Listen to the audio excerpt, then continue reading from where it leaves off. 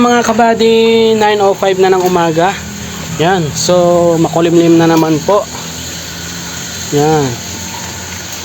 Same ng panahon kahapon. Pero kanina pasilip-silip sa aring araw. Kaya lang naging ganito na naman. Pero tayo po ay magpapakain na.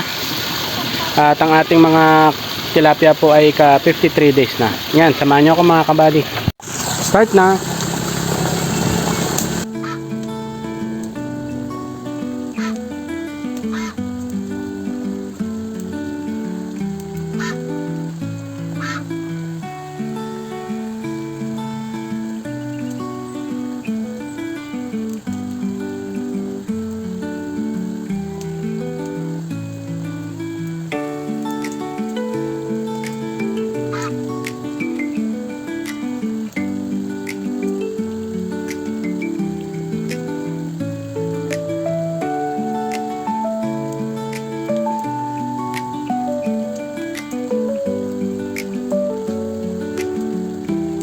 Yan mga kabady, binigyan na natin yung mga nasa 2 kilo. At ang bilis maubos mga kabady. So magbigay na ulit tayo dito tayo malapit sa overflow. Yan, humina na naman yung solar mga kabady. Hindi na naman tayo makapagkarga ng maayos sa ating blue drum. At medyo matagal na naman yung pag-overflow niyan, gawa ng mahina yung labas ng tubig. So hindi kagad aabot dun sa may exit, hindi kagad mapa-flash out. Pero wala, ganun talaga, makulimlim pa rin.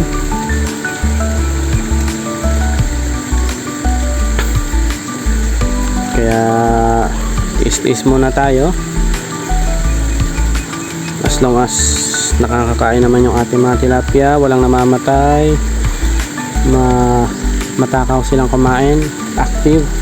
Yan, so wala tayong masyadong problema dun. Saka okay pa naman yung tubig natin mga kabady, malinis. Parang green lang kung tignan, gawa nga ng malumot na naman yan sa ilalim, sa may putik, then makulimlim. Yan o, doon banda medyo lumiliwanag, pero mga 98% nakalangitan, or halos 100% kaya mga kabady. Natakpan na ng mga dilim na ulap. So ganyan talaga, tuloy-tuloy lang tayo mga kabady. Yan, so lalahatin ko na to. Yan. At nasa 2.8 kilos na po ang pinapakain natin sa kanila buhat kahapon. Yan, i-start tayo kahapon. Ang laki na, no? Nakita nyo ba yun yung tilapia na yun? Medyo parang light orange, light green yung kulay niya. Ayan, laki. Nasa 3 fingers na yata yan.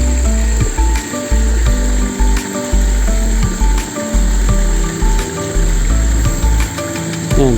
At yung paghahanap po natin dun sa red tilapia ay tuloy-tuloy pa rin, pero since makulimlim, hindi natin siya masyadong makita. Kaya pagpapatuloy na lang natin yung paghahanap sa kanya sa susunod na araw pagka maliwanag na naman. Pero kahapon na-spatan ko siya 2 beses lang, then nawala na naman. Hindi ko naman makunan sa bigo kasi nga madilim.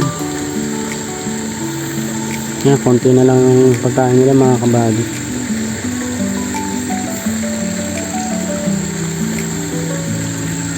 Kaya nga lang hindi masyadong kita gawa ng makulimlim.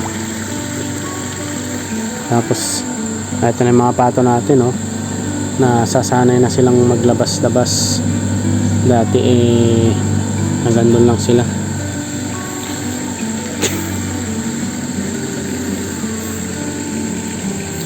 Yan, so mga kabady, tapos na tayo magpakain. Huwag na muna natin patagalin yung video dahil Hindi rin naman natin sila masyadong mapanood ngayon. Babawi na lang ako mamaya.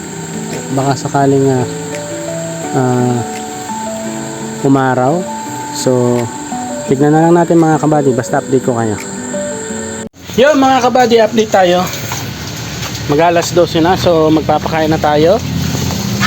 At yun, good news. Gumanda na ulit ang panahon. Yan o. Maaraw na. Kulay blue na naman ang kalangitan mga kabady.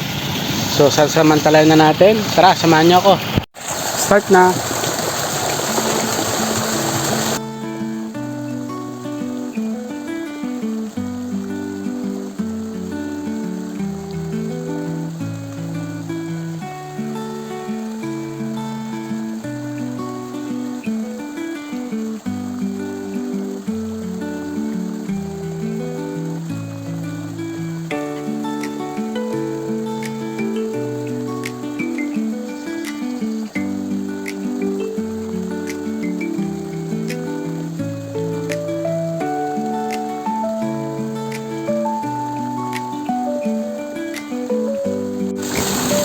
Yan, kung makikita nyo mga kabady, magana na silang kumain. Gawa ng maaraw na naman. Ganyan talaga ang tilapia mga kabady. Gustong gusto nyo yung mainit-init na panahon. So marami-rami pa silang kakainin. Tapos meron pa tayo dito mga nasa 400 grams to. Dito muna tayo, hintayin lang muna natin saglit yan. Ganda na ng panahon mga kabady. Pero doon sobrang maulap pa rin. So mamaya yan, mga bandang alauna, alas 2 ganyan, mako-cover na naman lahat to. Yan, pero at least ngayon ay nakapagpakain na tayo. Pangalawang pakain na natin sa kanila mga kabady. At yan, naubos na nila. So, bigay na ulit tayo.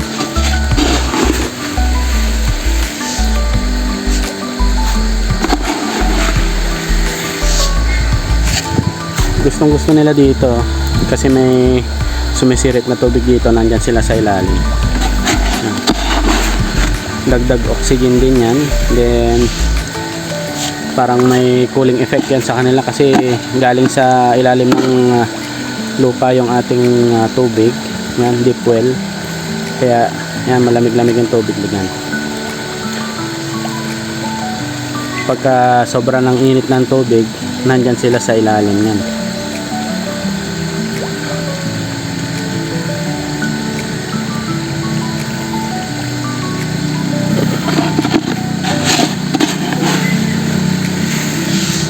Lalaki na yung tilapia natin mga kabady. So lipat tayo. Baka sakaling matsambahan natin yung red tilapia na nag-iisa na lang yata. Ayun mga kabady. Dito tayo.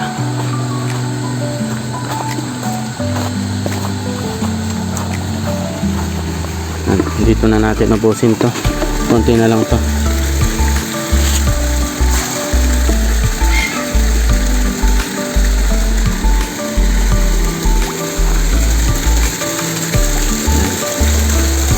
Yung iba kasi pumunta na doon, sumunod sa akin doon. Wala pa rin, hindi pa rin natin maispatan yung red tilapia ulit. So kaya naglalagay na yan. Baka nandyan sa gitna banda.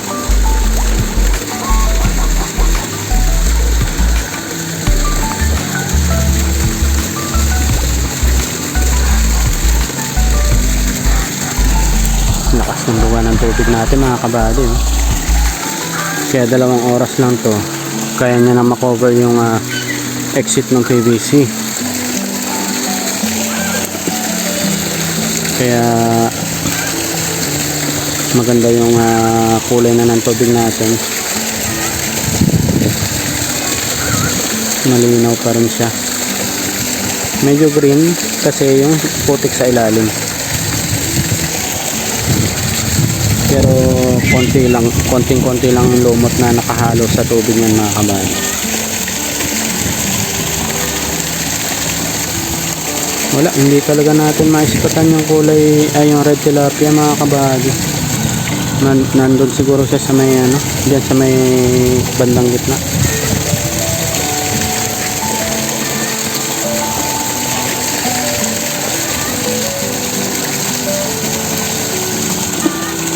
Yan, so konti na lang ito mga kabady.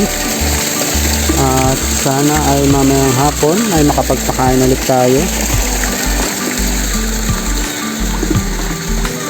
Kasi nakocoveran na naman lahat halos. Sana lang mamayang hapon ay gumanda pa.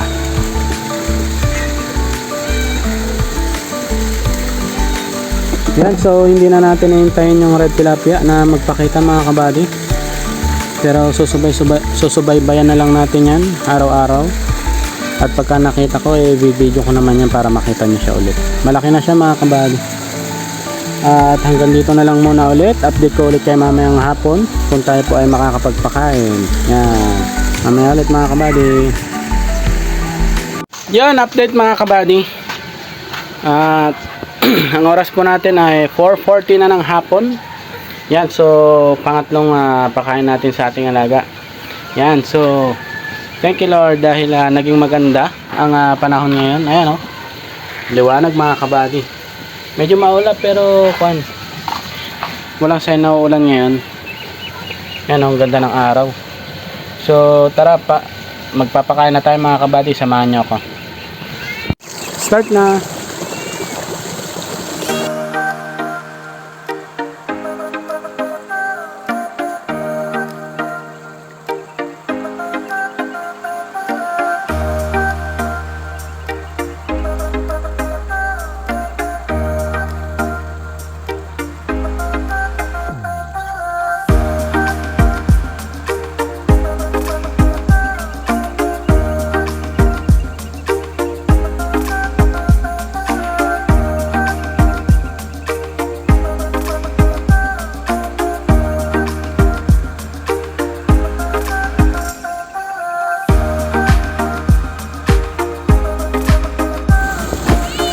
Yo mga kabady, sa wakas kompleto na naman ang pakain nila.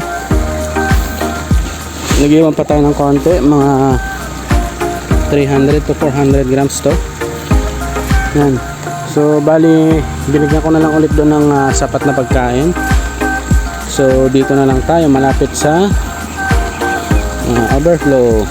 Yan, kung makikita nyo hanggang ngayon ay gumagana pa yung solar natin. Yan yung araw. Kung kanina umaga, di ba? Kung makikita nyo, sobrang kapal ng madilim na ulap, sobrang makulimlim siya. Then tanghali naging maganda at nagtuloy-tuloy hanggang ngayong hapon. Yan, so nabigyan po tayo ng pagkakataon para mapakain sila ng 3 beses ngayon. Yan. Dito na lang natin sila bigyan.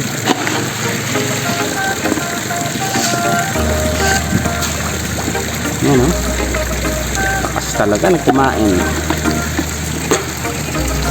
Lahat ko na mga kabady.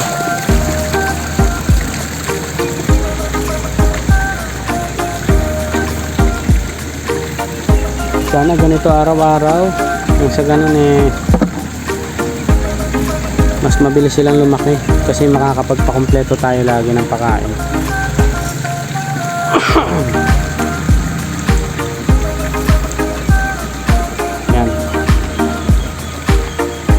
Tapos yung mga alaga natin sa likod ay walang pag-alagala ngayon, gawa ng binalik ko sila doon, gawa ng punta sila ng punta diyan sa kabila, nakakahiya.